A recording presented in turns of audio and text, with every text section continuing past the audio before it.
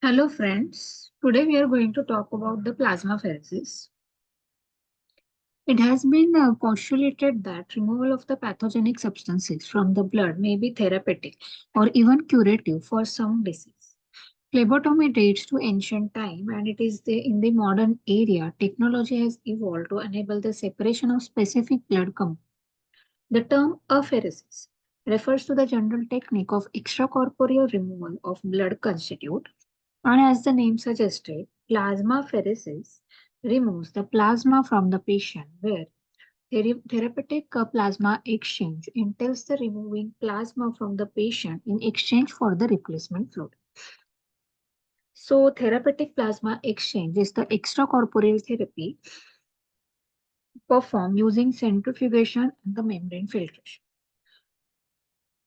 Notably, the ideal characteristic of a substance to be removed by therapeutic plasma exchange include the large molecular weight, distribution in the intravascular space, and the prolonged half-life, among others.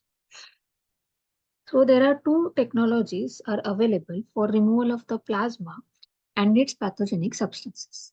These are centrifugation and membrane filtration.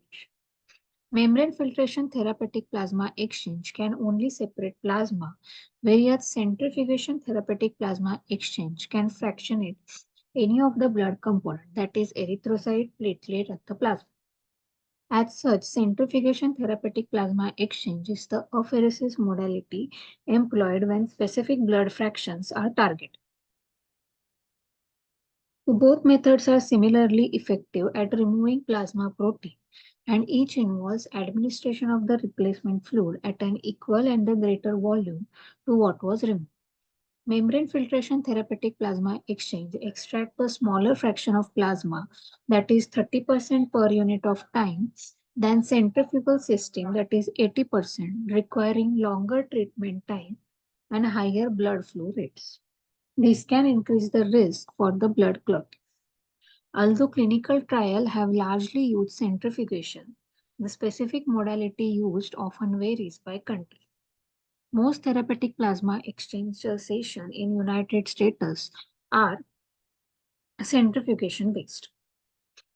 Let's see what is centrifugation method. So centrifuge is the functional unit of the continuous flow extracorporeal circuit, and it does not require the blood membrane interface. By spinning at the speed of 2000 to 2500 revolutions per minute, it separates the component of anticoagulated blood according to the density. Consequently, the blood separates around the axis of rotation with plasma in the innermost layer. The granulocyte moves with lymphocyte, platelet, and finally the red blood cells in the outermost layer. So centrifugation can pack red blood cell to hematocrit of more than 80%, allowing for removal of large plasma volume and shorter exchanges. Furthermore, because the low blood flow rate are sufficient, peripheral vein access can be used for centrifugal therapeutic plasma exchange. Now, the next method is membrane filtration. Similar in concept to isolated ultrafiltration in dialysis, plasma constituents are non-selectively removed across the semipermeable membrane. The two membrane separation filters marketed in the United States are Plasma Flop and the Prisma Flex therapeutic plasma exchange series, although other filters are available worldwide. Certain models of continuous kidney replacement therapy and intermittent hemodialysis machine are compatible with these filters. The separation efficiency depends on plasma filtration rate, membrane properties such as pore size, the surface area, and the sieving coefficients. The sieving coefficient is the measure of equilibration of given solute between between filtrate and the blood sides of the membrane, thereby indicating how effectively a molecule is moved across the filter. Sieving coefficient depends on molecular factors such as size, pore protein, protein binding, and charge. The serum protein absorption to the membrane will lead to the filter clogging and decreased separation. Similar to CKRT modalities that rely on convective clearance. High ultrafiltration rate lead to high filtration fraction and red blood cell damage or filter clotting may occur as a hematocrit level increases. Therefore, membrane filtration therapeutic plasma exchange is limited to filtration fraction of 30 to 35% of plasma, requiring longer treatment session and higher blood flow rate. Consequently, the membrane filtration therapeutic plasma exchange requires central venous access. Unlike hemodialysis and hemofiltration, which remove substance of low to medium molecular weight from plasma, therapeutic plasma exchange targets the large molecular weight substance present in the plasma. So we'll see what is the difference between apheresis and hemodialysis. So therapeutic plasma exchange, as I have mentioned earlier, is the consist of two methods, that is centrifugation and the membrane filtration. And along with this, one more method is the hemodialysis. So we'll see the what is the difference between centrifugation and the membrane filtration. So in centrifugation, there will be the centrifugal force, and in membrane filtration, is working on the basis of convection. So the blood flow in the centrifugation is 10 to 150 ml, and in membrane filtration, higher blood flow is required, that is 150 to 200. Blood volume in the centrifugation is 180 ml, and in membrane filtration 125. Plasma extraction will be 80% in centrifugation and the 30% in membrane filtration. Molecular weight will be more than high molecular weight will be removed in both, that is more than 15,000. And then volume of distribution per kg will be low in both of these techniques. Protein binding will be more than 80%. Anticoagulation that we are using in the form of either citrate or heparin. And sterilization is done by the gamma irradiation and ethylene oxide. Now we'll see what is hemodialysis. In hemodialysis works on the principle of diffusion and convection.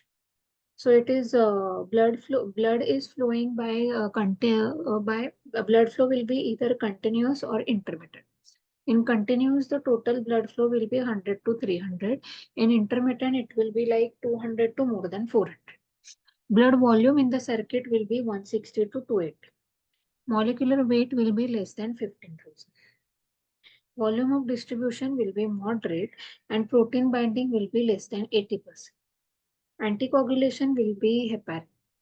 Sterilization will be done by ethylene oxide, steam, electron beam, and gamma radiation.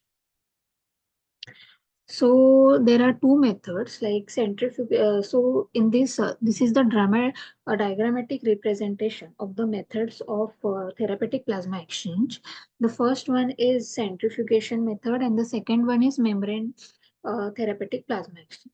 In centrifugation therapeutic plasma exchange, the blood is removed from the patient and anticoagulated before centrifugation, and the plasma is separated.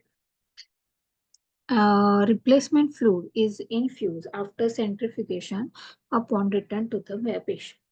And membrane separation therapeutic plasma exchange is also similar, except that instead of using centrifugal force, the blood is perfused through the hollow fiber filter across which the plasma is convectively transported. The replacement fluid is either infused after filtration upon return to the patient. Now, when to consider therapeutic plasma exchange? Therapeutic plasma exchange is most commonly used to target single pathogenic substance to remove for removal from the plasma. The ideal characteristic of such a substance should include large molecular weight, that is more than 15,000, slow rate of formation, prolonged half-life, high percentage of intravascular distribution, and low turnover rate. Nevertheless, within specific disease, therapeutic plasma exchange has not always demonstrated clinical benefit. Its use should most strongly considered in those conditions for which there is evidence to support clinical benefit. So this is the distribution and metabolism of the plasma protein. So these proteins are IgA, IgD, IgE, IgG, IgM, albumin, fibrinogen, and C3.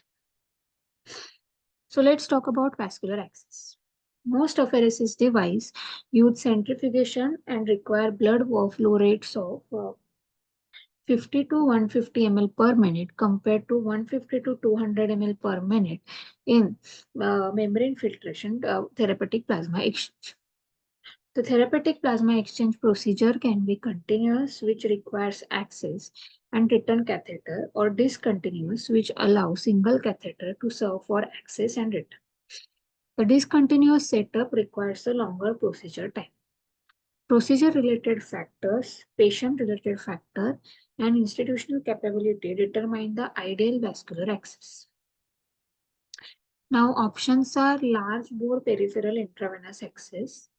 In adults, 17 to 19 gauge needles are used, and these are used to supply blood flow rates ranging from more than 80 to 60 ml per minute. In children, 19 to 22 gauge needles are used. Routinely, the blood is withdrawn from the basilic and cephalic vein and returned with the replacement fluid to the smaller vein in the hands. Now, we can also make use of central venous catheter for dialysis. In adults, we are using of these 11.5 French catheter, provide consistent and reliable blood flow rate and are usually placed in internal jugular or femoral. What are ports? Ports are subcutaneous chamber with distal tip that terminate at junction of right atrium and superior vena cava. Often single lumen F port is used for access with the blood and replacement fluid return via peripheral intravenous access. Dual lumen port typically have flow rates similar to large bore peripheral access. Ports are associated with low infection rate and provide greater patient comfort. For central venous access and port patency, heparin Logstat 1000 units are often used. AV fistula and graft.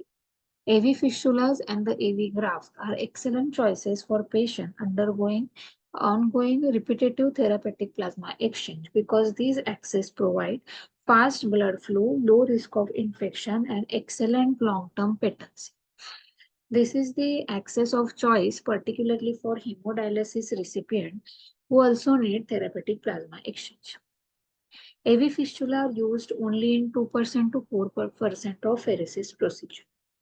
Given the time needed for creation and maturation, they are not suitable for patients requiring urgent and short courses of therapy. Now about anticoagulation. Anticoagulation is used to prevent clotting in extracorporeal circuit. The specific anticoagulant depends on the method of apheresis, comorbid condition that is cirrhosis, kidney failure, thrombocytopenia, and the need for systemic anticoagulation for other conditions like extracorporeal membrane oxygen. There are two standard anticoagulant agents used to maintain patency of circuit, that is citrate and heparin. Citrate is the preferred agent because of its regional effect, short half-life, and excellent safety profile. Citrate is infused in the circuit before the pump, where it chelates the ionized calcium to prevent the activation of coagulation cascade. In centrifugation therapeutic plasma exchange, the risk of citrate toxicity is low because 80% is removed with the discordant plasma. In membrane filtration therapeutic plasma exchange, however, high blood flow rate clears only 20 to 30% of citrate. This increases the risk for citrate toxicity, particularly in patients with liver and kidney disease, and heparin is preferred with this modality. Now, calcium must be replaced orally or IV to avoid systemic hypocalcemia. The most commonly used commercial citrate solution are anticoagulant citrate dextrose, which is hypertonic solution, and and ACDB, which is isotonic solution to plasma. Whole blood to anticoagulant ratio of either 10 raised to 1 or 14 raised to 1 to are used. The ratio may be adjusted to deliver more anticoagulant agent if platelet clumping occurs while monitoring of increased citrate reaction. Heparin is inexpensive and has short half-life, that is 23 minutes to 2 hours. and is almost entirely cleared during therapeutic plasma exchange. A bolus of 3,000 to 5,000 unit is administered at the start of treatment, followed by 1,000 unit per hour if needed. So the heparin is preferred anticoagulant agent in membrane filtration, therapeutic plasma exchange, and the clotting risk is low enough that initial treatment without anticoagulation can be considered with modern equipment. There is considerable institutional variability in the management of patients already receiving anticoagulation. For patients receiving heparin drip and undergoing centrifugation therapeutic plasma exchange, one approach is to discontinue the drip 1 hour before therapeutic plasma exchange with citrate infusion. Treatment of patient currently receiving warfarin, low molecular weight heparin, direct oral anticoagulation agent may be challenging because of longer drug half-life, less availability of reversal agent, and reduced ability to easily monitor the bleeding risk. Therapeutic plasma exchange with albumin replacement is safe to perform in individual receiving warfarin. Although albumin replacement increases the anticoagulant effect through removal of clotting factor. At many institutions, therapeutic plasma exchange is performed in standard fashion with citrate or heparin in patients receiving pre-existing anticoagulation.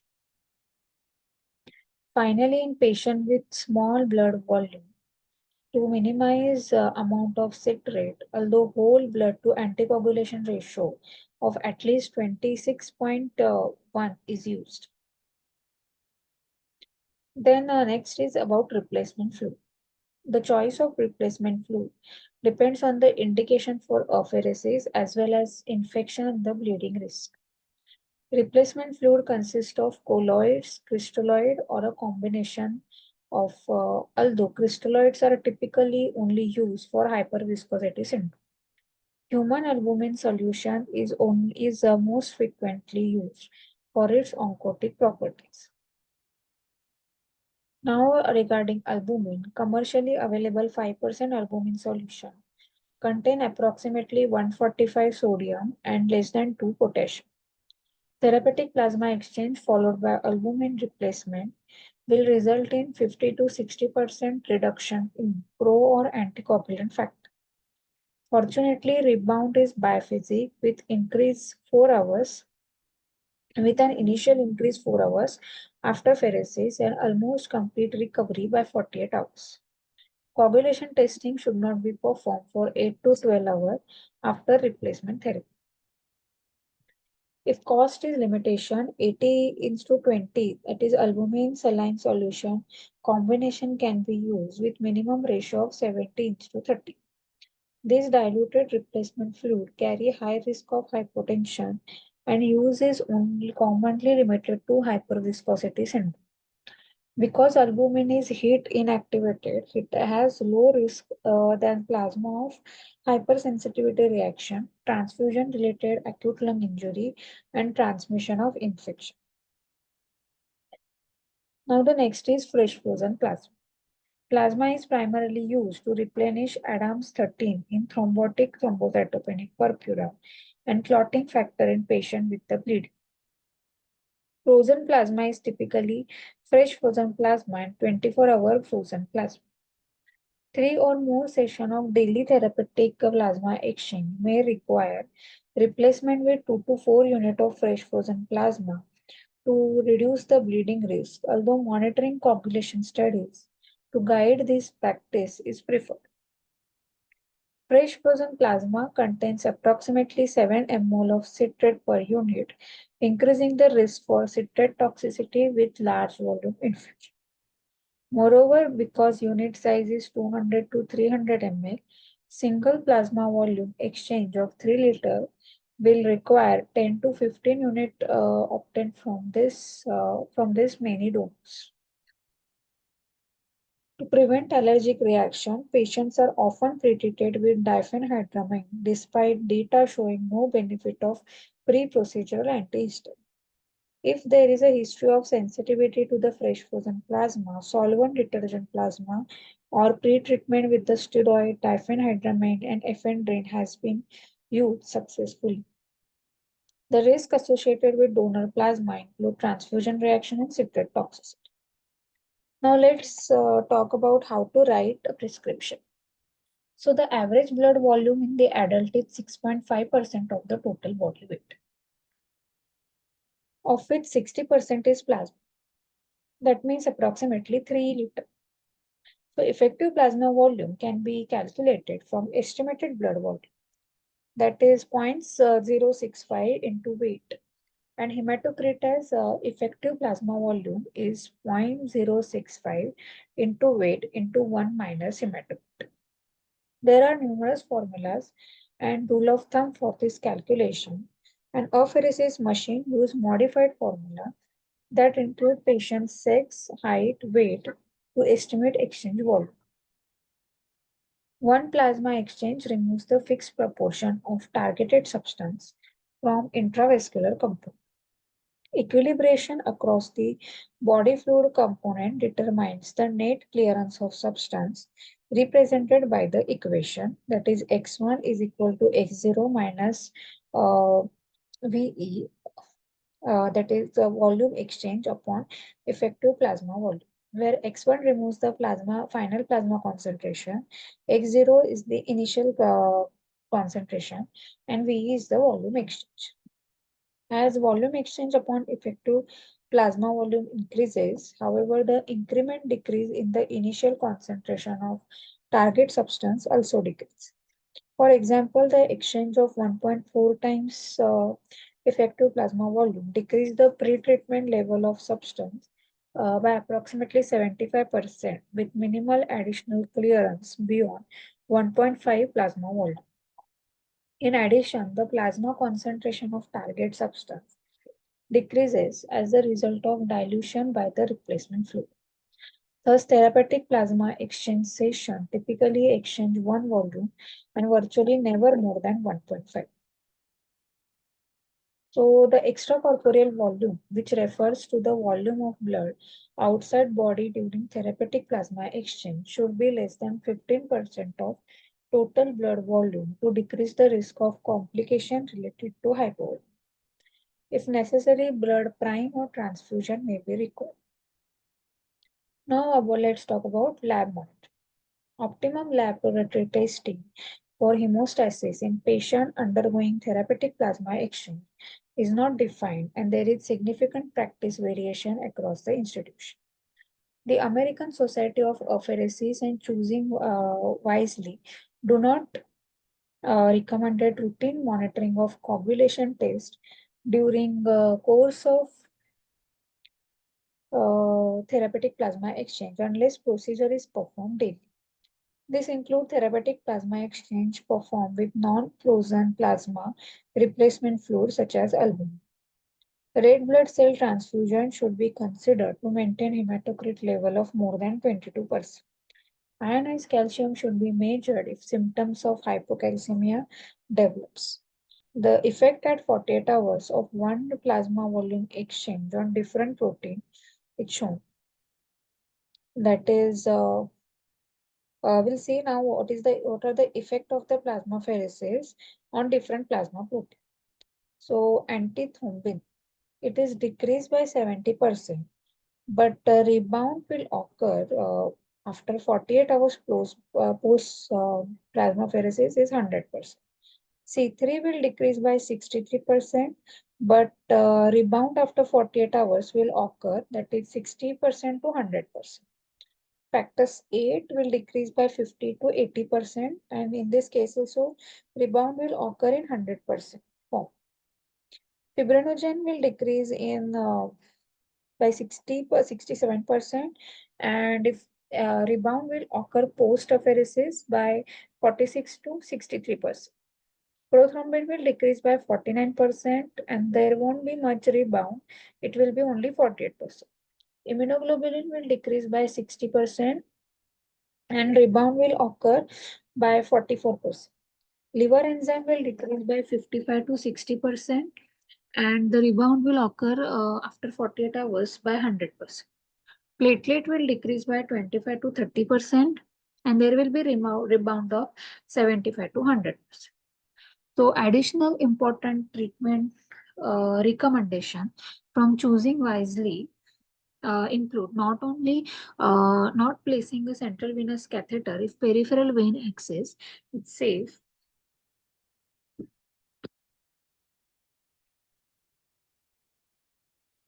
using fresh plasma replacement fluid only when clearly indicated, and establishing the defined course of affairs. Now we'll see what are the indication according to the ASFA guidelines and category recommendation for the plasmapheresis. For acute disseminated encephalitis, modality is therapeutic plasma exchange. Category is 2. Acute inflammatory demyelinating polyradiculopathy, category 1. Acute liver failure, category 1. Then age-related degeneration, category 2. Amyloidosis, systematic, category if category 2 to 1, then anti-GPM, good posture syndrome, it also includes the category 1 to 3. Then atopic dermatitis, category 3. Autoimmune hemolytic anemia, category, if it is severe cold agglutinin disease, then 2. If severe warm autoimmune, then 3. Then babesiosis, category 2. In case of burn shock resuscitation, category 3. In case of cardiac neonatal lupus, category 3. In patient of catastrophic antiphospholipid syndrome, category 3. Chronic focal encephalitis, category 3. Then chronic inflammatory demyelinating polyradiculopathy, category 1. Coagulation factor inhibitors, category 3. Complex regional pain syndrome, category 3. Then cryoglobulinemia, category 2. Then continuous T cell lymphoma, category 1. Then dilated cardiomyopathy, category 2. Then erythropoietic protoporphyria liver disease, category 3. Familial hypercholesterolemia, category 1, if it is homozygous. If it is heterozygous, 2. If it is both, then 2. If it is recurrent, then up. Then regarding focal segmental glomerulosclerosis, if it is recurrent, category 1. If it is recurrent and steroid resistant, category 2. If it is steroid resistant in native kidney, category 3. Graft versus host disease, if it is acute, 2. If it is chronic, 2. HELP syndrome, if postpartum, category 3. Antepartum, category 4. In case of HLH, category 3. Parent-induced thrombocytopenia, category 3. Hereditary hematochromatosis, category 1. Hyperleukocytosis, category 2. Then hypertriglyceremic pancreatitis, category 3. Hyperviscosity and hyperglobulinemia, category 1. IgA nephropathy, category 3. Then if it is chronic progressive, category 3. Immune thrombocytopenia, if it is refractory, category 3. Inflammatory bowel disease, category 3. Lamberton-Eaton myasthenic syndrome, category 2. Lipoprotein, category 2. Malaria, if it is severe, category 3. Multiple sclerosis, if acute attack and if there is relapse, category 2. Acute attack or relapse, category 2. And if it is a chronic, category 3. Myasthenia gravis, category 1. Myeloma cast nephropathy, category 2. Then neuromyelitic optica spectrum disorder, category 2. N-methyl D-aspartate receptor antibody encephalitis, category 1. Overdose envenenation and poisoning, category 3. Paraneoplastic neurologic syndrome, category 3.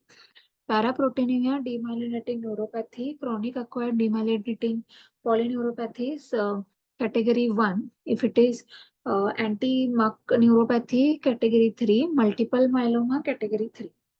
If Pandat syndrome, Sydenham chorea, category 2. Pemphigus vulgaris, category 3. Peripheral vascular disease, category 2. Polycythemia vera, category 1. Post-transfusion purpura, category 3. PML associated with the natalizumab, category 3. Pruritus due to hepatobiliary disease, category 3. Psoriasis is category 3. Red cell alloimmunization prevention treatment, category 3. Scleroderma, category 3. Sepsis with multi-organ, category 3. Sickle cell, category 2. Sickle cell non-acute, category 2. Steroid responsive encephalopathy, category 2. Stiff person syndrome, category 2. Sudden sensorineural hearing loss, category 2. Thrombocytosis, category 2. Then thrombotic microangiopathy, coagulation mediated, category 2. Thrombotic microangiopathy, complement mediated, category 1. If it is drug associated, then also category 1. Complement mediated, category 3. Drug associated, category 1. If it is infection associated, category 3. If it is transplant associated, category 3. If it is thyroid storm, 2. And if it is 10, then to 3. If it is transplant associated, 2. If it is transplant HSCT, then 2. If it is transplant HLA desensitization, 3. In case of liver transplant, 1. Lung transplant, 2. Then transplant kidney, 1. Transplant kidney, 1. Then this is the ASFA category grade of recommendation for therapeutic apheresis. Like for AAV category 2, then vasculitis IgA category 2, then VGKC antibody related disease category 2, Wilson's category 1. Now we'll see what are the complications. So the complication we are divided into access related, anticoagulation related, and procedure related. Access related complication, if it is peripheral access, then hematoma, nerve damage, sclerosis of vein. Then if it is central venous, it is central venous catheterization related, then it is thrombosis, infection, pneumothorax, arterial puncture, and air embolism. If it is sports related, then it is early pneumothorax, hematoma, arrhythmia, arterial puncture, late if it is and in late complication, there is thrombosis, port pocket infection, pinch off syndrome. Then in case of atriovenous fistula and atriovenous graft, thrombosis and inadequate maturation.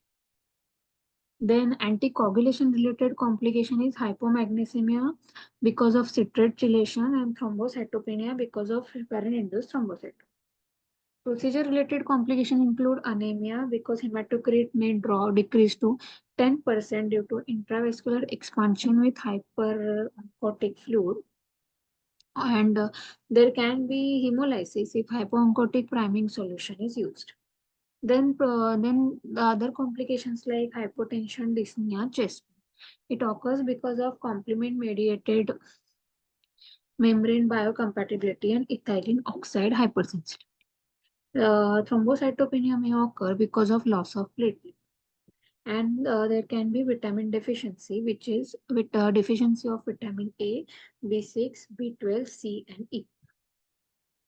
Then replacement fluid associated reactions are anaphylactic reaction, and the mechanism is transfusion of IgA and donor plasma to patient with selective IgA deficiency, contamination with bacteria, endotoxin, pyrogen, presence of prekallikrein activator and radical.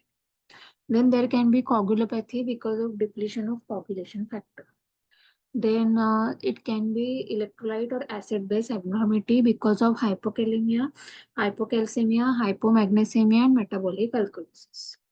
Then there can be infection because of hypogammaglobulinemia and viral transmission. Then there can be transfusion-related lung injury because of transfusion of donor antibody. And there can be hypervolemia because of administration of replacement fluid. Thank you, guys.